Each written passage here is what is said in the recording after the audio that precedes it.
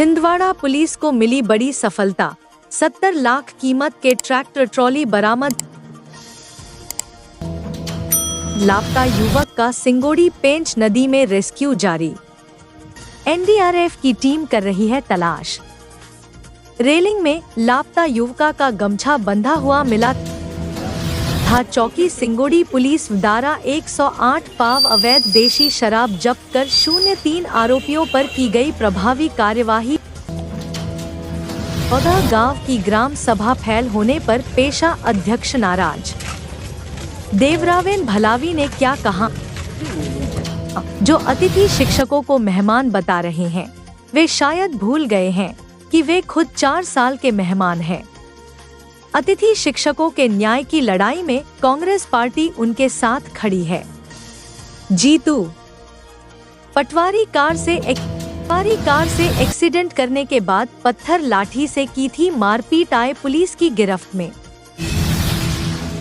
Chhindwara police को मिली बड़ी सफलता, 70 लाख कीमत के ट्रैक्टर ट्रॉली बरामद। छिंदवाड़ा जिले के जुन्नारदेव एवं लावा घोघरी पुलिस की पकड़ में आए ट्रैक्टर वाहनों को उनके मालिक से किराए का एग्रीमेंट कराकर फर्जी दस्तावेज तैयार कर धोखाधड़ी कर बेचने वाले गिरोह। पुलिस द्वारा धोखाधड़ी करने वाले गिरोह को गिरफ्तार कर उनसे ट्रैक्टर, इंजन एवं ट्रालियां कुल 13 नग कीमती करीब 70 लाख रुपए का मशरूका जब्त किया गया है। पुलिस में रिपोर्ट आई थी कि ये 2 थाने हैं, जुन्नारदेव और लावा घोघरी।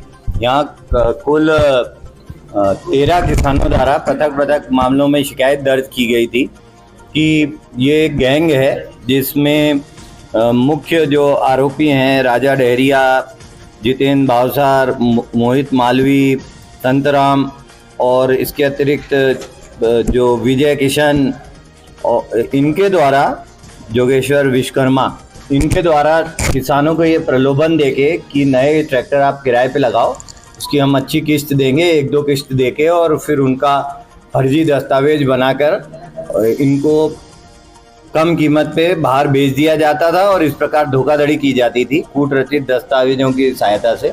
जिसमें पुलिस द्वारा दोनों थाने लावा घोघरी और जुन्नारदेव में अपराध पंजीबद्ध किया गया और 3 आरोपियों को छिंदवाड़ा पुलिस ने पकड़ा है।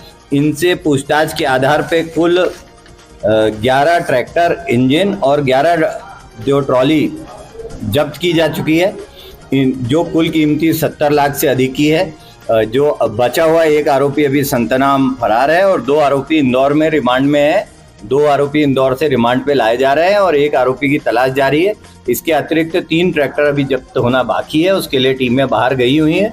लगातार पुलिस विवेचना कर रही है। इस प्रकार के आरोपियों के विरुद्ध जो अच्छा काम दोनों थानों की पुलिस ने किया है, इन्हें 10-10 हज़ार रुपये के नगद इनाम से पुरस्कृत किया जा रहा है और इसमें लगातार प्रयास कर और वैधानिक कार्रवाई की जा रही है। लापता युवक का सिंगोड़ी पेंच नदी में रेस्क्यू जारी। एनडीआरएफ की टीम कर रही है तलाश। रेलिंग में लापता युवका का गमछा बंधा हुआ मिला। सिंगोड़ी गांव का एक युवक देर रात बिना बताए घर से लापता हो गया। परिजनों ने युवक की तलाश की लेकिन कुछ पता नहीं चल पाया, लेकिन युवक का गमछा पेंच नदी की रेलिंग में बंधा हुआ मिला, जिसके बाद पुलिस और एनडीआरएफ की टीम रेस्क्यू ऑपरेशन कर युवक की तलाश कर रही है, लेकिन खबर लिखे जाने तक युवक का कुछ पता नहीं चल पाया है।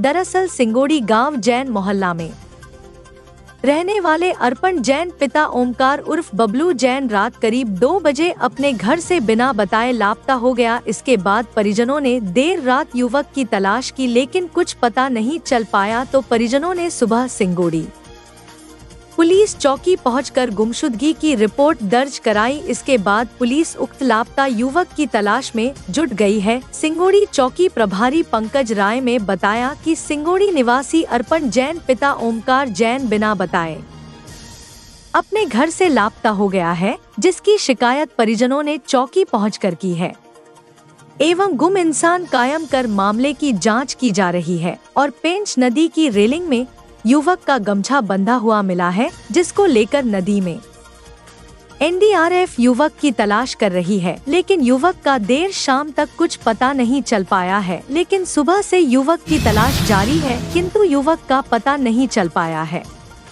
घर में सुसाइड नोट छोड़ कर गया युवक। सूत्रों से मिली जानकारी के अनुसार लापता युवक ने अपने घर में एक सुसाइड नोट छोड़ कर गया है, जिसमें कर्ज से परेशान होने का जिक्र होना बताया जा रहा है। हालांकि किसी का नाम उसमें नहीं लिखा है। पुलिस इस मामले को भी गंभीरता को लेते हुए जांच में जुटी है। महापौर विक्रम अहके पहुंचे सिंगोड़ी। अधिकारियों को दिया निर्देश। सिंगोड़ी गांव में लापता हुए युवक की जानकारी मिलते ही महापौर विक्रम अहके सिंगोड़ी पेंच नदी पहुंचे और अधिकारियों को उक्त युवक को ढूंढने के निर्देश दिए।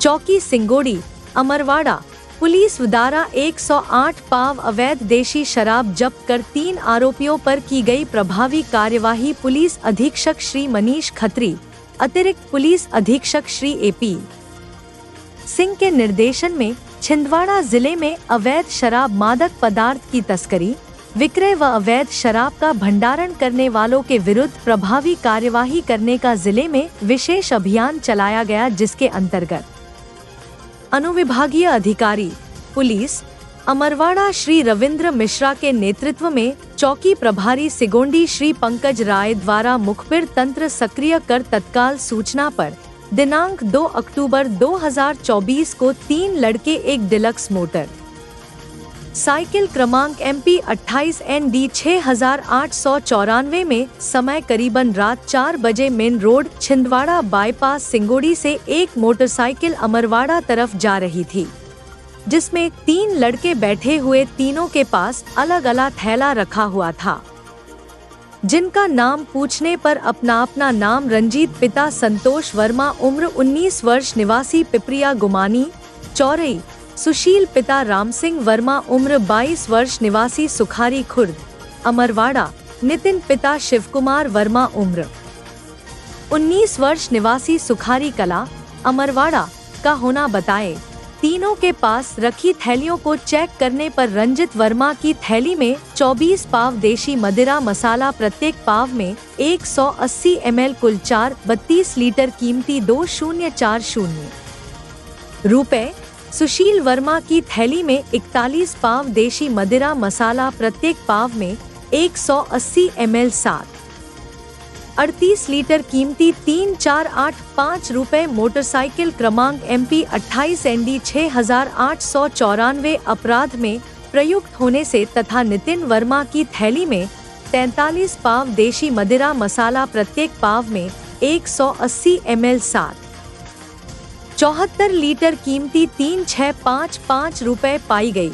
इस प्रकार तीनों आरोपियों के कब्जे से कुल अवैध शराब 44 लीटर 8 पाव कुल कीमती 9180 रुपए की जब्त कर आरोपियों का कृत्य धारा आबकारी एक्ट के अंतर्गत पाए जाने पर अपराध कर आरोपियों के विरुद्ध प्रभावी कार्यवाही कर विवेचना में लिया गया। रही भूमिका चौकी प्रभारी सिंगोड़ी पंकज राय, प्रधान आरक्षक रामदयाल मरावी, सैनिक शिवशंकर की विशेष भूमिका रही। सभा को न मानना, 14 गांव के पेशाध्यक्ष को खाली हाथ पहुंचा देना और उनके द्वारा बनाए हुए प्रस्ताव को न सुनना, ये बहुत दुख का विषय है। जी हाँ, घटना है 2 अक्टूबर 2024 हर्रई तहसील में, जहां पर तहसीलदार और SDM साहब के माध्यम से ये सूचना दिया गया था कि हम ये 23 तारीख को यहाँ ग्राम सभा कर रहे हैं 14 गांव के लोग, और जो बांध बन रहा है उसके खिलाफ में, तो आप आइए उस संबंध में हमें फायदे बताइए। लेकिन बड़ी दुख की बात है, उसको फेल कर दिया गया और पूरे के पूरे लोग आए। फेल करने का कारण नहीं बताया गया कि आपको जो ग्राम सभा करनी चाहिए थी वो आपके दूसरे क्षेत्र में ही करनी थी, आपको तहसीलदार कार्यालय नहीं आया, ये कारण बताया। हम आपसे जानना चाहते हैं क्या ये उचित कारण है। और दूसरी चीज़ें पहले कर दिया गया कि आपने गलत तरीके से प्रस्ताव बनाया, जबकि हमने पूछे थे कि प्रस्ताव कैसे बनाना चाहिए, आप बताइए, वैसे प्रस्ताव बना देंगे, नहीं बताया तो लास्ट में उसको ही निरस्त कर दिया गया।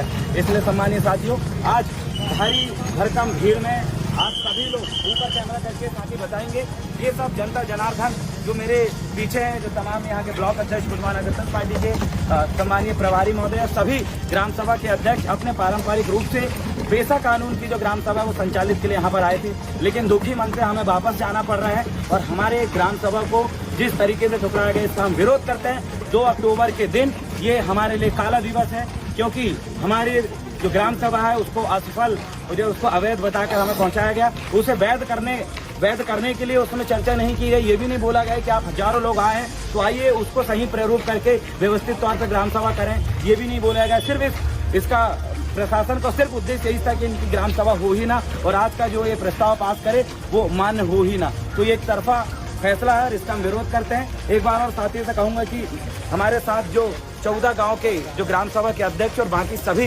कार्यकारिणी के सदस्य जो यहाँ पर आए हैं वो हमारे समक्ष है। मैं इनसे निवेदन करता हूँ कि ऊपर चढ़ के बाकी साथियों को भी आप कैप्चर करें। ऊपर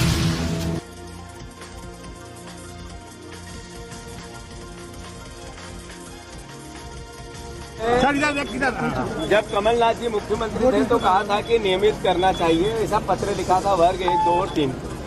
लेकिन थोड़ा नीचे करना। ऐसे ही ज्योतिरादित्य सिंधिया जो आज केंद्रीय मंत्री है, उन्होंने कहा मैं सरकार गिरा दूंगा अगर मैंने सरकार गिरा दी, अगर मैंने अतिथि शिक्षकों को नियमित नहीं किया और सरकार गिरा दी। शिवराज जी ने भी कई बार घोषणा की कि अतिथि शिक्षकों को नियमित करना चाहिए और बीजेपी की सरकार करेगी। फिर आज जो मंत्री है शिक्षा मंत्री, उन्होंने कहा कि ये कब्जाधारी लोग हैं और कब्जाधारी मेहमान बन के आए और कब्जा करने लग गए। ये शिक्षकों का, शिक्षा जगत का इस समर्पण का, जिसमें अपने परिवार का जो पालन पोषण है वो वेदनाओं में करते हुए शिक्षा देने वाले परिवारजनों का अपमान।